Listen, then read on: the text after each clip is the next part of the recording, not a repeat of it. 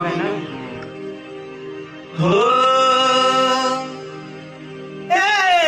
राजा जी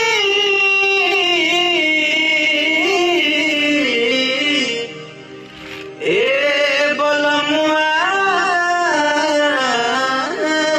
हो दोनों बेरा गलिया पचुमा